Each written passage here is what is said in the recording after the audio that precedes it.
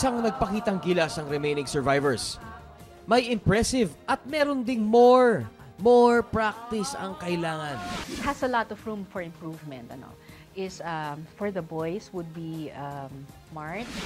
Pakinggan natin ang mga sablay. Si Mart, ang aga-agang inokray. Because tomorrow might be good for something. Hold on. Okay, hold on muna tayo. Okay. Mart, sumayaw ka na lang. Alam ko na po na mapupunta po ako doon. Kasi halata naman po kasi wala akong boses. Pogi naman ako yung nela ka. Hindi exempted ang girls at para kay Sushi. Pagdating sa kantahan, sila ang nahuhuli. Now.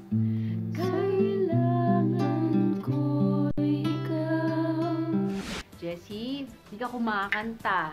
Okay, iniipit mo yung boses mo. Luwagan mo yan, luwagan mo. Ha! Hindi na po okay. May ilalabas pa daw po ako. Natuwa naman po ako kasi parang, siyempre, may maibubuga pa po pala ako. I had the hardest time with Jessie and Chris. Okay? Sila naman, nasa tono. Hindi buong loob nila eh. Wala sila nung yung, sige, gawin natin to. Kung wala kang lakas ng loob, kahit anong ganda ng boses mo, walang lalabas.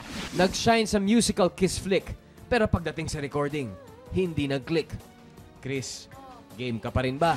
Some people want it all, but I don't want nothing at all. Alam mo, Chris, you can do much better if you relax. Luwagan mo, push. Takot yung tunog ng boses mo. If it ain't you, baby, if I got you, baby. Okay, lumalapit na tayo sa tono, pero wala pa tayo dun sa tono. Some people want it all. Puro negative nga yung nangyari ngayong araw na to.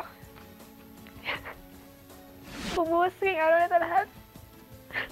Hindi ko din kaya yung pinili kong kanta. Nung kumanta ako, parang hindi ko din nabigay yung